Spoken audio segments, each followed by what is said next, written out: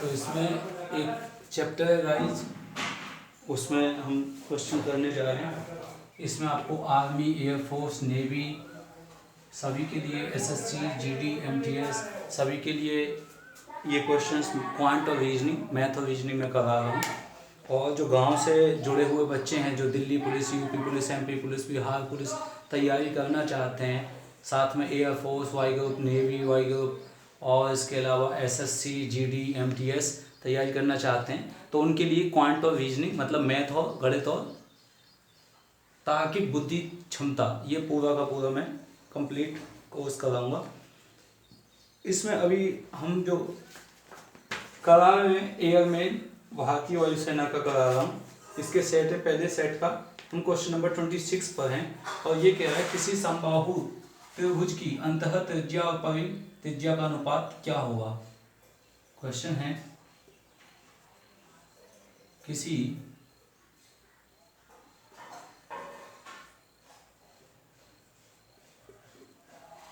समबाहु त्रिभुज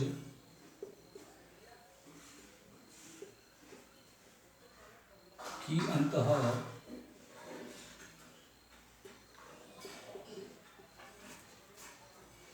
त्रिज्या और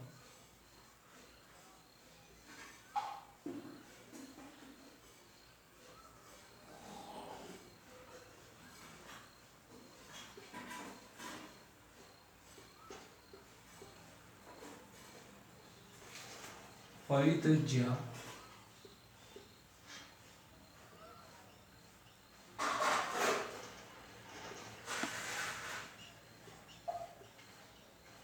का अनुपात क्या होगा।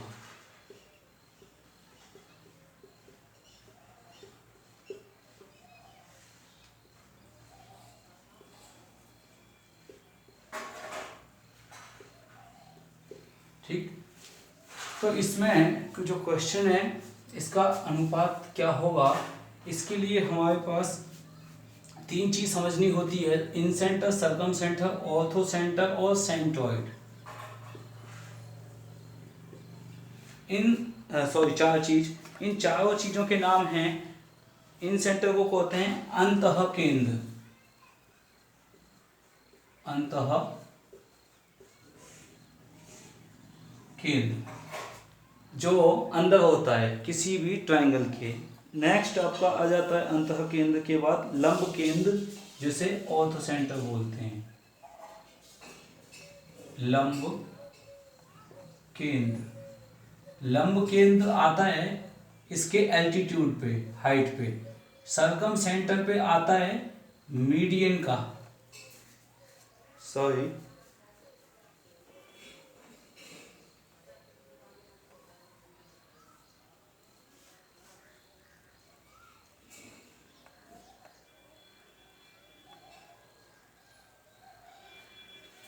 ये तो वर्टेक्स से हाइट निकलती है, वर्टेक्स से उसका एल्टीट्यूड हाइट होता है ऑर्थो सेंटर। और सरकम सेंटर पे जो साइड पे परपेंडिकुलर होता है, जैसे इस वर्टेक्स से निकला है लेकिन वो परपेंडिकुलर यहाँ हुआ, एक में क्या होता है सीधा वर्टेक्स का परपेंडिकुलर होता है, सरकम सेंटर में एंगल पे, एंगल मतलब साइड का जो बाइसेक्टर होगा वहां पर परपेंडिकुलर ड्रॉ होता है। ठीक, 90 डिग्री जो एंगल बनता है, ये हमारा सरकम सेंटर के लिए है। लेकिन जो ऑर्थो सेंटर है उसके लिए क्या है, जो वर्टेक्स बना हुआ है उस वर्टेक्स पे से लाइन ड्रॉ करते हैं और वो 90 डिग्री पे होती है। ये जरूरी नहीं है कि ये चीज इसमें बराबर हो, है ना, ये चीज इसमें बराबर हो, ये कोई गारंटी की नहीं है। एक हो सकती है और दूसरी ज़्यादा भी हो सकती है, ये ए हो सकती है और ये बी हो सकती है। लेकिन सरकम सेंटर में क्या रहेगा, सरकम सेंटर के अंदर हमारा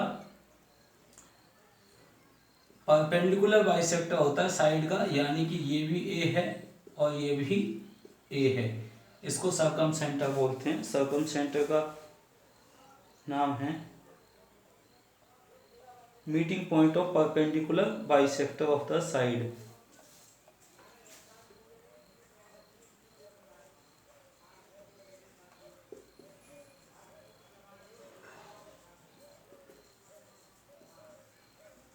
meeting point of perpendicular bisectors of perpendicular bisectors, जो perpendicular bisector हैं, यानी कि of the perpendicular bisector of the sides of the side, यानी कि साइड पे 90 डिग्री परपेंडिकुलर बाइसेक्टर हो जाएगा तो वो सर्कम सेंटर हो जाएगा।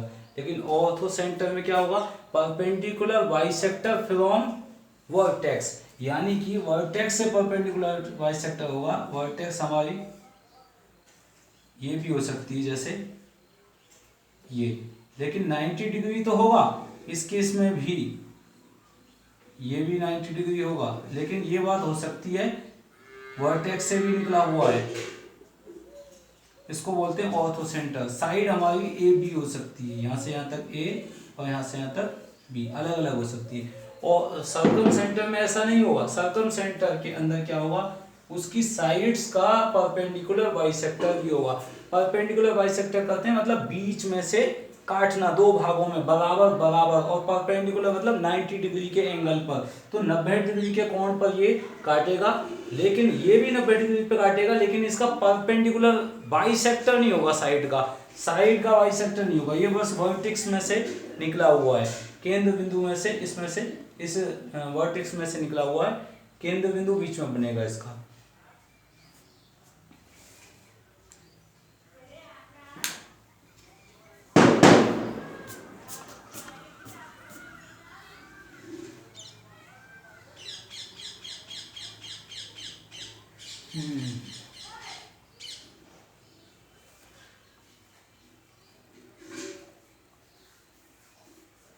इसके बाद अब हम देखते हैं सर्कम सेंटर और इन सेंटर। इन सेंटर में बोलते हैं meeting point of angle bisector. In centre को बोलते हैं meeting point of angle bisector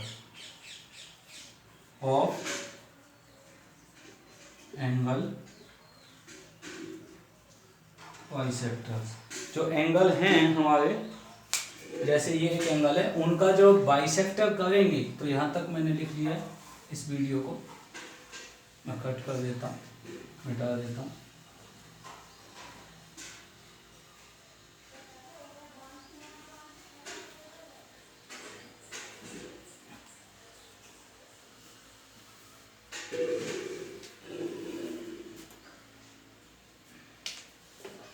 हमने एक ट्रायंगल बनाया और उस ट्रायंगल का क्या हुआ, एंगल में बाइसेक्ट किया, यानी कि एंगल को हमारा दो बराबर बराबर भुजाओं में हमने उसको कट कर लिया। ये होता है एंगल बाइसेक्टर।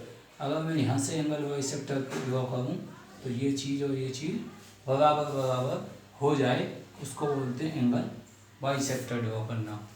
तो ये केस में आता है इन सेंटर में, INCENTER, इन सेंटर केस में ये एंगल बाइसेक्टर आता है। तो यहाँ पर जो क्वेश्चन पूछा है वो इन सेंटर यानी कि अंतः केंद्र और परिकेंद्र, अंतः केंद्र और परिकेंद्र में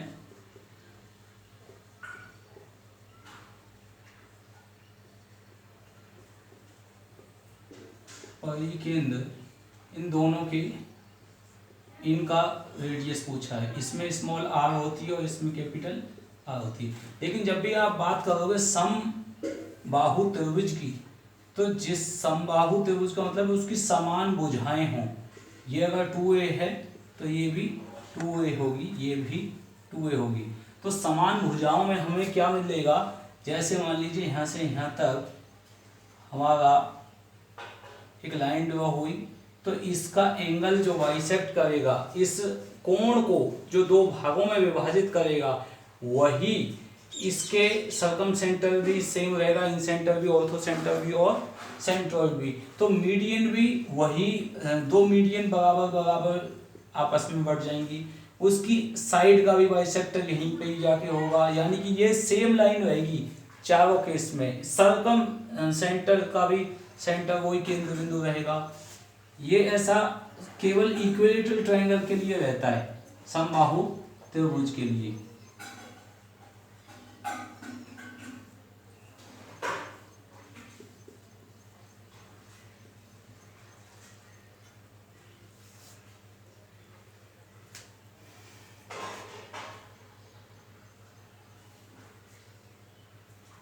ठीक, तो इस केस में अब हमें करना क्या है, मैं जैसे यहाँ पर देख लेता हूँ एक चीज h, जैसे मुझे यहाँ से यहाँ तक हाइट मिली, वो मैंने h ली, और h की वैल्यू कितनी हो जाएगी। अब आप यहाँ पर देखिए ध्यान से, ये a है और ये 90 डिग्री है, ये 2a है, तो 2a h निकालनी है मुझे यहाँ से यहाँ तक h का स्क्वायर बराबर हो जाएगा हाइपोटेन्यूज का स्क्वायर, यानी कि 2a का होल स्क्वायर, ये पाइथागोरस होती है, 9th में आपने पढ़ी होगी, 2a का होल स्क्वायर और माइनस के a स्क्वायर, यानी कि इसको कह सकते हैं 4a square minus a square, 3a square और √3a। ये हमारी h की वैल्यू निकल कर आ गई। जब हमारी √3a यानी कि ये चीज़ निकल कर आ गई, तो इस कंडीशन में हम क्या काम करेंगे, h = √3a, ये h की वैल्यू आ गई। इस कंडीशन में आप ये देख सकते हैं कि यहाँ से यहाँ तक की जो वैल्यू है r, यानी कि ये इन सेंटर जो बन रहा है, इन सेंटर में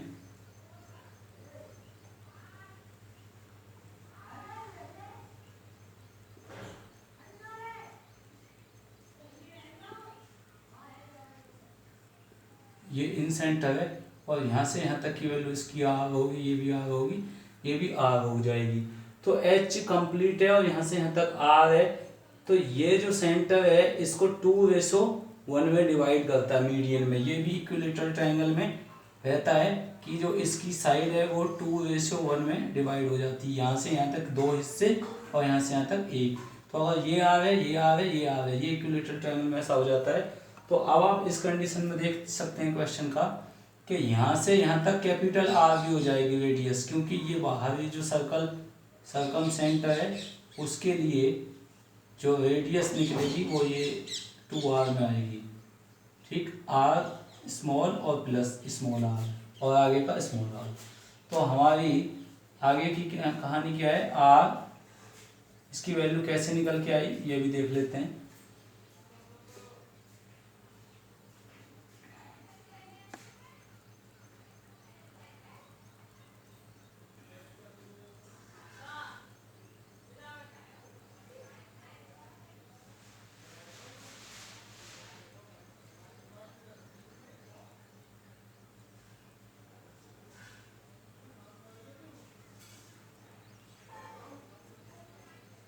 R की वैल्यू जो यहाँ से आएगी वो कितनी आएगी, √3a, यानी कि √3a जो h है उस h का, h के अगर यहाँ पर देखिए 3 पार्ट हैं तो R के हिस्से में आएंगे 2 पार्ट, यानी कि R की वैल्यू कितनी हो जाएगी 2/3 पार्ट। तो 2/3 पार्ट जो इसका आएगा वो हमारी h हो जाएगी, 2/3 पार्ट। और स्मॉल r जो आ जाएगी वो हमारी 1/3 पार्ट आ जाएगी स्मॉल h के, मतलब कैपिटल H के। तो ये दोनों का अब हमें क्या करना है, रेशो निकालना है, R/R। ये चीज़ कैसे हुई आप यहाँ से देख सकते हैं कि इसने इसको 3 पार्ट में डिवाइड किया कि अगर इसके 3 हिस्से हैं, ये 3 हिस्से हैं, तो ये 3 हिस्से, यहाँ से यहाँ तक 1 हिस्सा, फिर यहाँ से यहाँ तक 2 हिस्से, फिर यहाँ से यहाँ तक 3 हिस्से, ये किसी भी मीडियन को इक्विलेटरल ट्रायंगल के अंदर जो मीडियन बन के आती है उसके ये 3 हिस्से इसमें प्रकार डिवाइड हो जाते हैं।